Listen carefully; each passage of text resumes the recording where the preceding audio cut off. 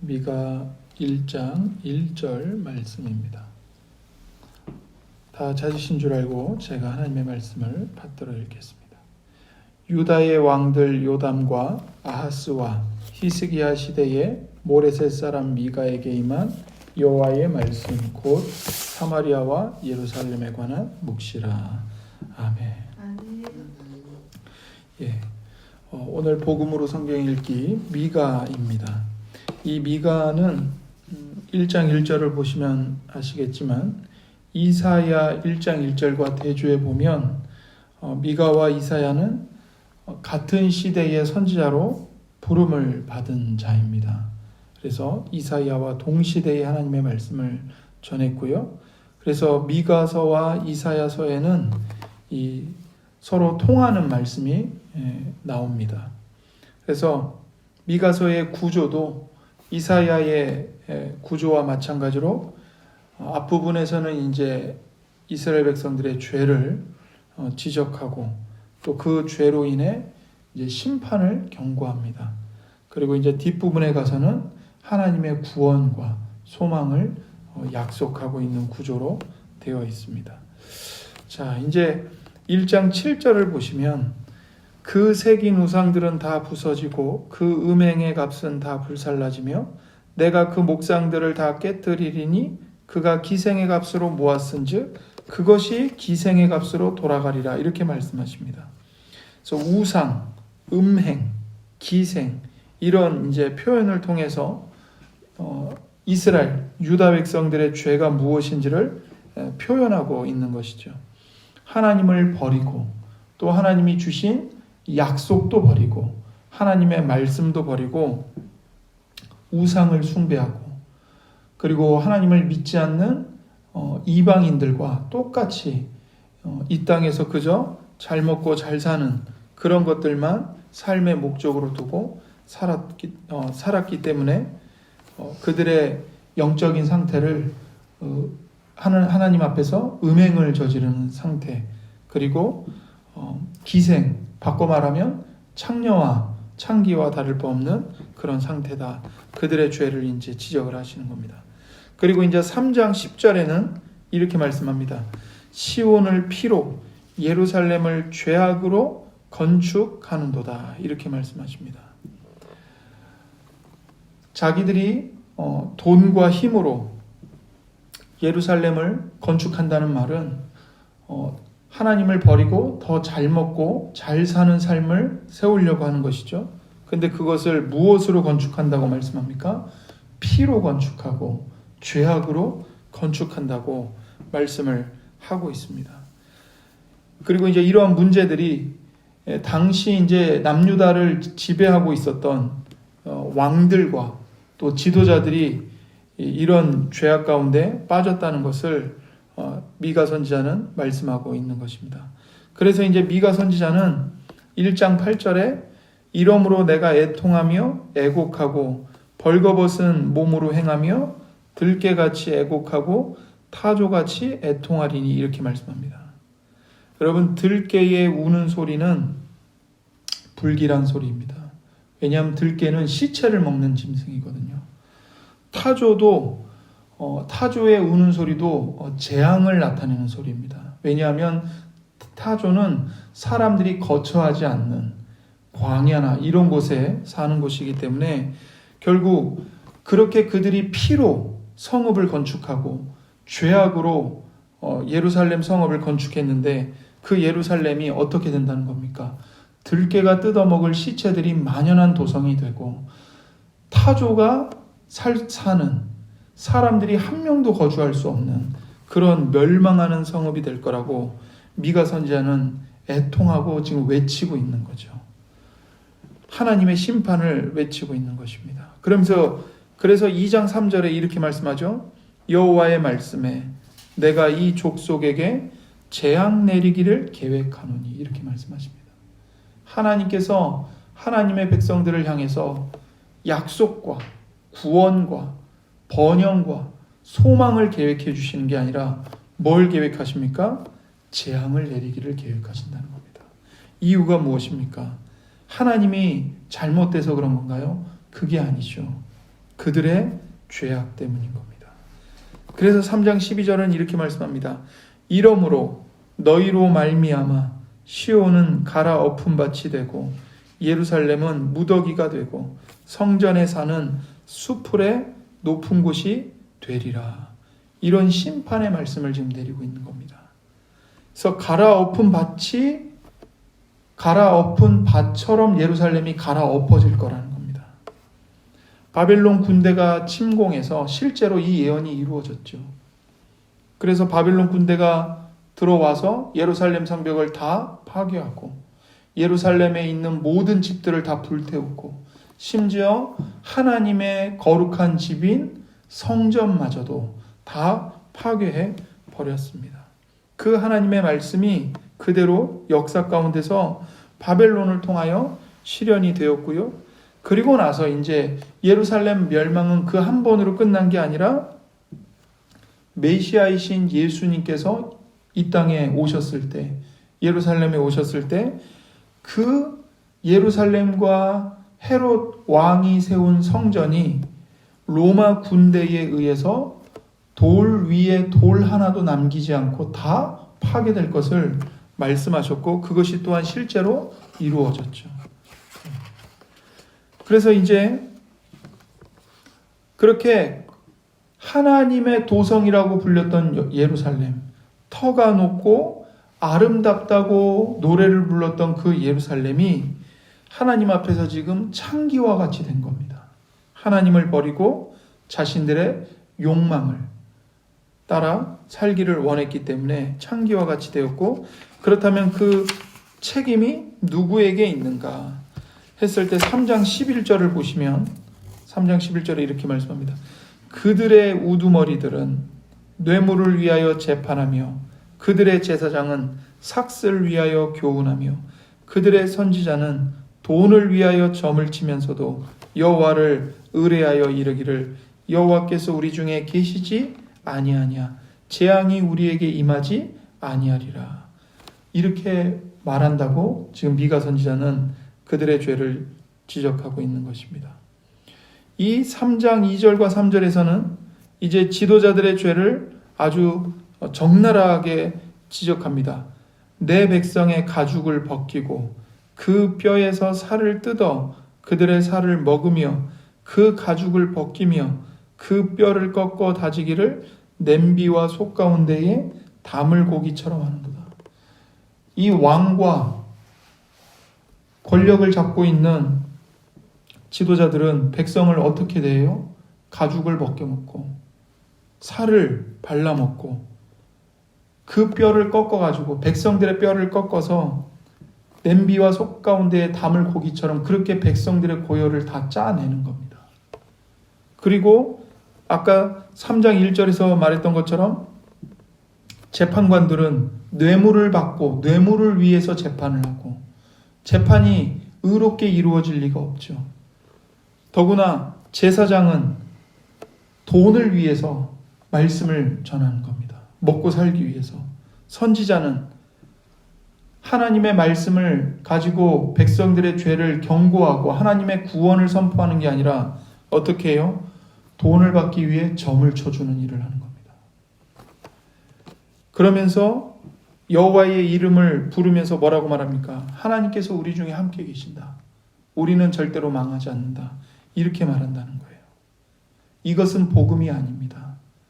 백성들에게 죄를 정확하게 지적하지 않고 회개를 요청하지 않고 회개를 요구하지 않으면서 하나님이 함께 계시니까 잘 된다. 괜찮다. 이것은 복음이 아니고 거짓된 예언인 것이죠. 그래서 3장 5절에 이제 이렇게 말씀하시죠. 내 백성을 유혹하는 선지자들은 이에 물 것이 있으면 평강을 외치나 그 입에 무엇을 채워주지 아니하는 자에게는 전쟁을 준비하는다. 이렇게 말합니다.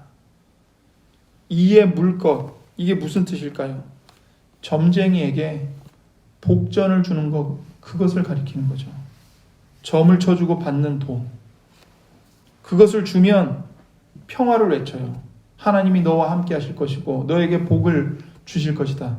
그러나 그 선지자들에게 돈을 주지 않으면 뭘 얘기해요? 재앙을 얘기하는 거예요. 그렇게 하면서도 3장 12절에 이렇게 말합니다. 여호와를 의뢰하여 이르기를 여호와께서 우리 중에 계시지 아니하냐. 얼마나 가증스러운 죄악입니까? 신성 모독이죠. 하나님의 이름을 팔아먹고 있는 겁니다. 얼마나 가공스러운 죄악입니까? 이것을 이제 이사야 선지자도 이스라엘의 파수꾼들은 맹인이요 다 무지하며 벙어리 개들이라 짖지 못하며 다 꿈꾸는 자들이요 누워있는 자들이요 잠자기를 좋아하는 자들이라고 진술을 합니다. 선지자들이라고 말은 하는데 하나님의 심판을 경고하지 않는 맹인들인 거예요. 짖지 못하는 벙어리 개와 같은 겁니다.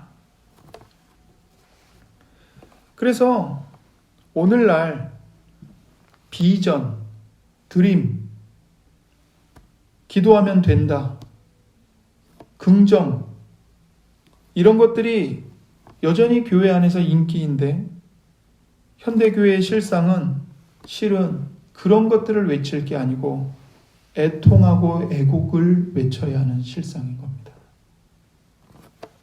야고보서 4장 9절에 야고보 사도가 뭐라고 얘기합니까? 슬퍼하며 애통하며 울지어다. 너희 웃음을 애통으로 너희 즐거움을 근심으로 바꿀지어다. 이렇게 말씀하고 있는 겁니다. 주님께서 모든 사람이 너희를 칭찬하면 즉 사람들에게 인기가 있으면 너희들에게 화가 있을 것이다. 그들의 조상들이 거짓 선지자들에게 이와 같이 하였느니라. 예수님도 똑같이 말씀하셨습니다.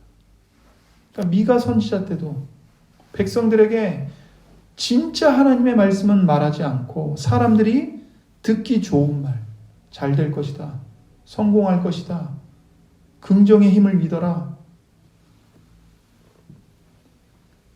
그렇게 세속의 말들을 말하는 그런 선지자들은 언제나 사람들에게 인기가 있었고 하나님의 진정한 말씀을 외치면서 회개를 외치고 죄를 외치고 심판을 경고하고 그랬던 선지자들은 언제나 박해를 받았다는 겁니다.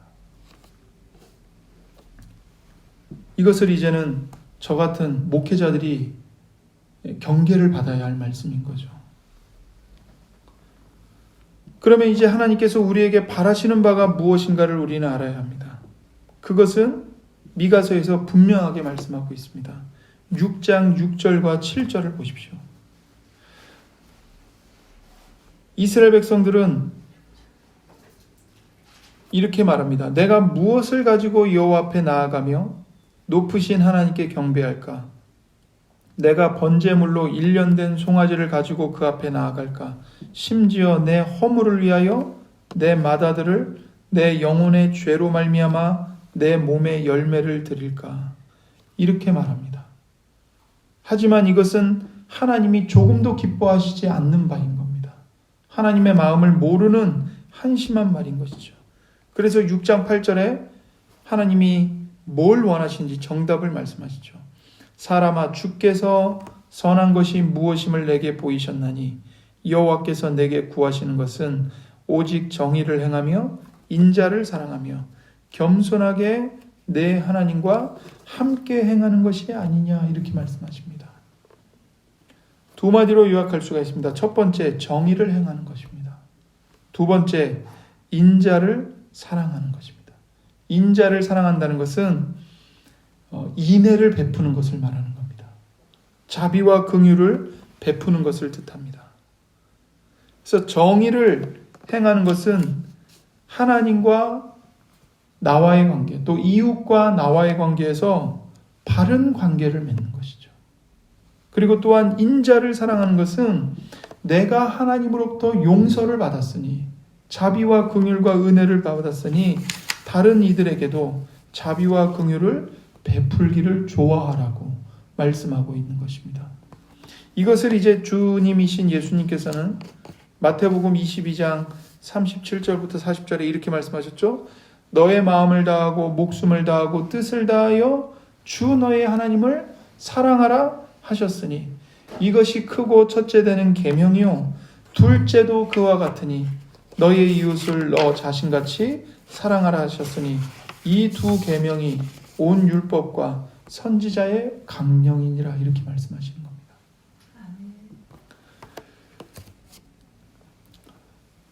정의를 행하고 인자를 사랑하는 것은 가장 먼저는 하나님과의 관계가 바로 서야 됩니다.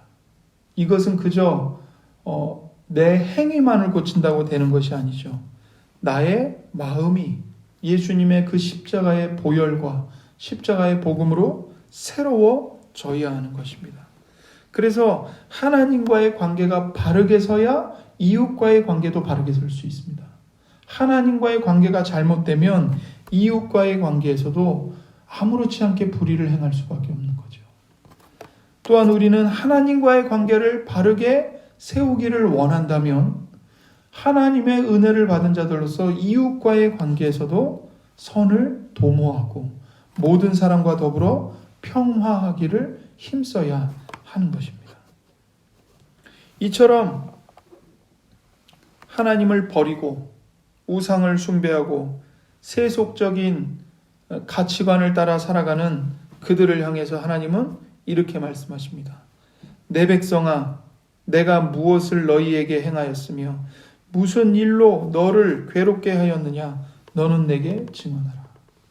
즉 하나님께서 무엇을 잘못하셨기에 너희들이 하나님을 배반하고 우상을 섬기는지를 말해보라는 것입니다. 그리고 내가 너를 애굽 땅에서 인도해내어 종로로 타는 집에서 속량하신 그 출애굽 사건을 하나님은 상기시킵니다. 하나님께서 애굽 땅에서 노예로 사로잡혀 있었던 너희들을 하나님의 은혜로 건져내시고 하나님의 백성으로 해방시키셨다는 거죠. 그런데 너희가 그 은혜를 잊어버리고 이렇게 하나님과는 상관없는 삶, 하나님의 말씀과는 정반대되는 삶을 사는 것이 과연 옳은 일이냐? 하나님께서 말씀하시는 겁니다. 예레미야 선지자도 뭐라고 말하냐면 야곱의 집과 이스라엘 집 모든 족속들아 여호와의 말씀을 들으라 이렇게 말씀하시면서 나 여호와가 이와 같이 말하노라 너희 조상들이 내게서 무슨 불의함을 보았기에 나를 멀리하고 가서 헛된 것을 따라 헛되이 행하였느냐 이렇게 물으십니다. 그리고 애굽 바로의 노예에서 해방시켜 주신 하나님, 광야를 통과하게 해주신 여호와 하나님의 은혜는 생각하지 않는다고 책망을 하시는 겁니다. 우리는 과연 어떻습니까? 우리는 하나님의 아들이신 예수님이 우리와 같은 형제가 되셔서 우리와 같은 사람이 되셔서 우리의 모든 죄를 다 짊어지고 십자가에서 피 흘려 대신 죽어주셨습니다. 그 예수님의 은혜로 그 예수님까지도 아끼지 않고 내어주신 하나님 아버지의 그 크신 사랑에 의해서 우리가 죄의 사슬이 끊어지고 죽음의 권세가 무너지고 지옥의 자녀였던 지옥의 자식이었던 우리들이 하나님의 자녀로 구원받게 되었죠. 그 구원을 받는 데 있어서 저와 여러분이 기여한 바가 무엇이 있습니까? 여러분과 제가 하나님 앞에 하나님은 나를 구원해 주시는 게 마땅합니다라고 내세울 만한 공로를 세운 것이 무엇이 있습니까? 아무것도 없잖아요. 우리는 오로지 은혜로 구원을 받은 겁니다. 우리가 그렇게 은혜로 구원을 받고 하나님의 자녀가 되어서 이제는 죽을 때까지 이 땅에서 회개를 평생 반복하며 죄와 싸우며 내 육신에 남아있는 죄성을 죽이기를 힘쓰고 매일매일 십자가를 지고 자기를 부인하며 주 예수님을 따라가야 마땅한 것입니다. 그때 그 걸음이 어찌 쉽겠습니까? 힘들죠. 어렵죠.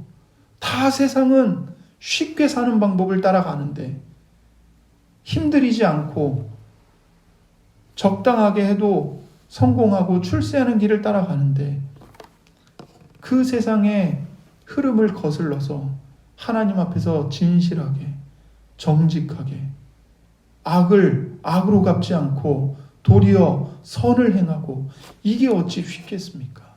어렵죠. 그럴 때마다, 힘들고 어려울 때마다, 육신에 짓눌릴 때마다, 세상의 유혹에 눌릴 때마다 우리는 무엇을 바라봐야 합니까? 십자가에 못 박히신 예수님을 바라봐야 합니다. 하나님께서 어떤 은혜를 베푸시고 어떤 대가를 지불하시고 나를 구원하셨는데, 나 같은 죄인을 살리셨는데, 그 은혜를 늘 생각하면서 하나님과 예수님을 따라가야 하는 것이죠. 미가서는 앞부분에서는 심판과 멸망을 계속 이야기합니다. 그러나 미가서는 결코 심판과 멸망만을 말하고 있지 않습니다. 인간의 행위로 보면 절망할 수밖에 없지만, 그러나 하나님께서는 구원을 베푸시겠다고 약속하시고 우리 모두에게 소망을 주십니다.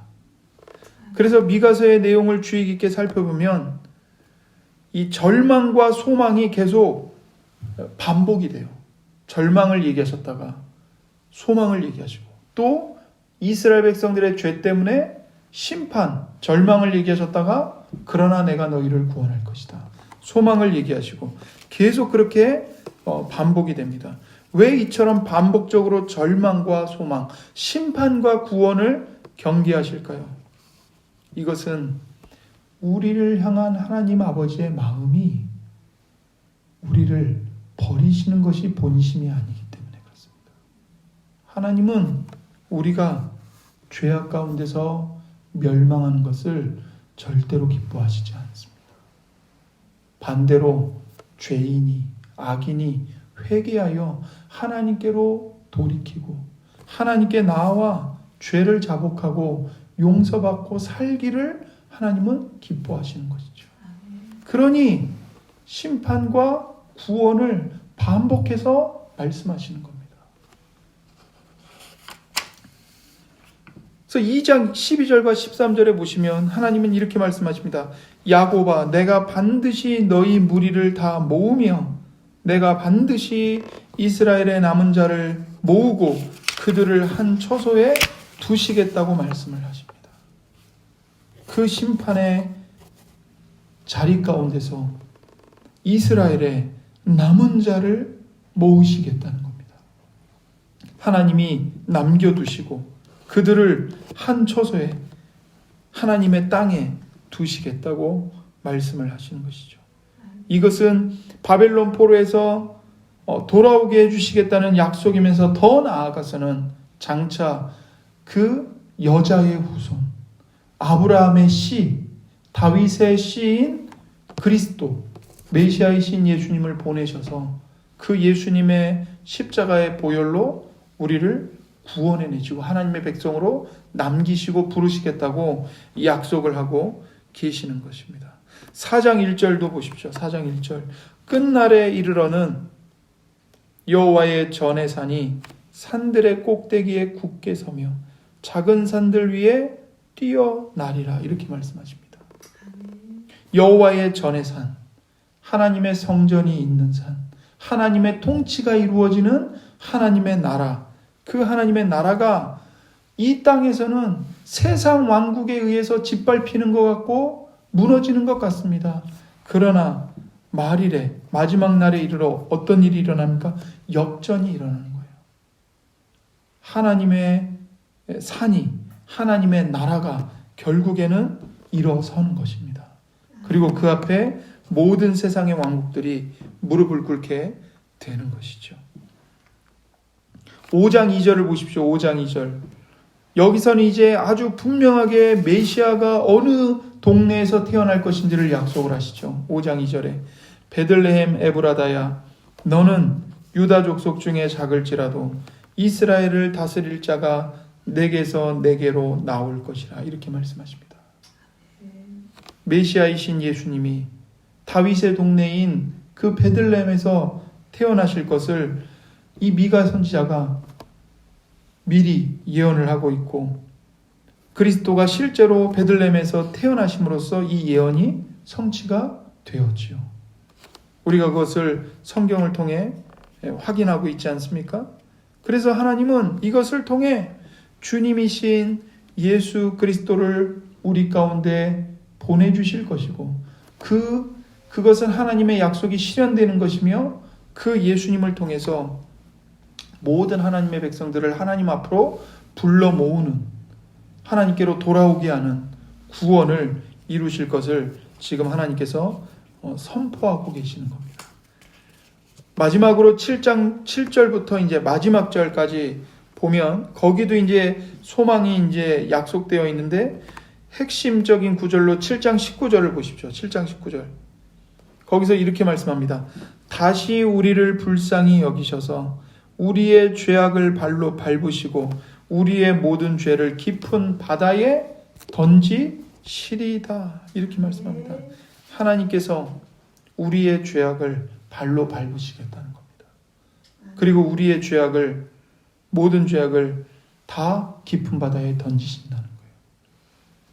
우리를 불쌍히 여겨 주셔서 이러한 일들을 이루시겠다는 겁니다.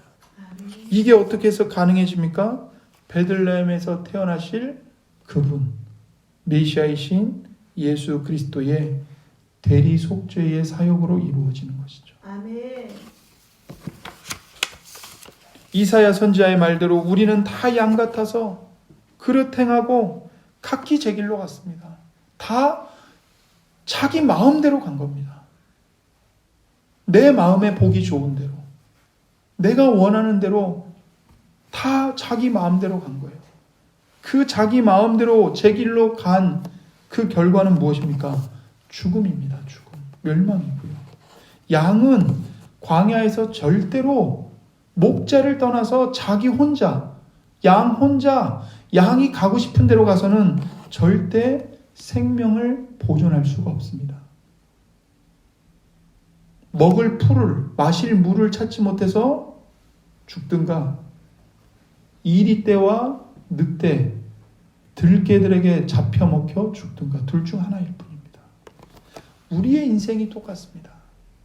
우리를 위해 대신 피 흘려 죽으시고, 우리를 위해 대신 채찍을 맞으시고, 나를 대신하여 옷벗김을 당하시고 침뱉음을 당하시고, 나를 대신하여 하나님의 그 모든 진노와 심판을 대신 받아주신 나의 진정한 목자이신 예수님께 붙어 있으면 우리는 아무리 이 땅에서 가난하고 인생의 많은 풍파를 겪는다 해도 우리는 영원한 생명을 누리며 살게 됩니다.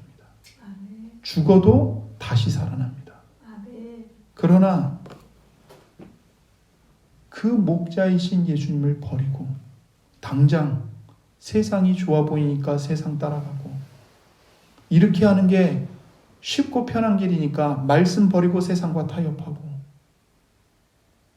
쉽게 거짓말하고 쉽게 속이고 쉽게 돈 벌려고 하고, 그러면 하나님을 떠나서 그렇게 우리가 살아가서는 우리의 생명을 누구도 보장해 주지 못하는 겁니다. 우리는 그렇게 다 각기 제 길로 갔습니다. 그러나 여호와 하나님께서는 어떻게 하셨습니까? 우리 모두의 죄악을 그에게, 그분에게, 예수님께 담당시키셨습니다. 하나님의 은혜이고 예수님의 은혜로 우리가 용서받고 하나님의 자녀로 하나님의 보호를 받으며 살아가고 있는 것이죠. 그렇다면 하나님은 왜 이런 구원을 이루어 주십니까? 우리는 멸망받아 마땅한 자들입니다. 배은망덕한 죄인들입니다. 하나님께 반역을 일으킨 반역자들이에요. 그런데 왜 이렇게 하나님이 하십니까? 20절을 보십시오. 7장 20절. 주께서 옛적에 우리 조상들에게 맹세하신 대로 야곱에게 성실을 베푸시며 아브라함에게 인애를 더하시리이다. 왜 하나님이 우리의 죄악에도 불구하고 우리를 끝까지 포기하지 않고 우리를 버리지 않고 우리를 구원하십니까? 아브라함에게 하신 언약을 지켜주시기 위함인 것이죠. 아브라함, 이삭, 야곱에게 하나님께서 세워주신 그 메시아 언약, 그 메시아 언약을 지키시기 위해서 인애를, 다른 말로 하면 은혜를 베푸시는 겁니다. 아멘. 하나님께서 맹세하셨으니 그 맹세를 지켜주시는 거죠. 하나님의 신실하심인 겁니다. 여러분과 제가 그 은혜를 받을 자격이 있어서가 아닙니다. 하나님께서 먼저 하나님의 이름을 위하여 언약을 주시고 맹세하셨고, 그 맹세를 성실하게 신실하게 지키시기 때문에 우리가 회개하게 되고 예수님을 믿게 되고 하나님의 자녀로 구원받아 하나님의 백성들로 살아가게 되는 것입니다. 로마서 3장 26절은 이렇게 말씀하십니다. 자기도 의로우시며 또한 예수 믿는 자를 의롭다 하려 하심이라. 3장 25절에는 이렇게 말씀합니다. 이 예수를 하나님이 화목제물로 세우셨으니 이 예수를 믿는 자를 의롭다 하려 하심이라고 말씀하고 있습니다. 미가 선지자는 바로 이 예수님을 미리 내다보면서 모든 하나님의 백성들의 구원은 우리에게 달린 것이 아니고 예수님께 달려 있다고 선언하고 있는 것입니다. 하나님께서는 인간이 범한 죄의 문제를 이 베들레헴에서 탄생할 하나님의 아들을 통해서 해결해 주시겠다고 약속을 하고 계십니다. 우리는 이제 그 예수님께로 나아가야 합니다.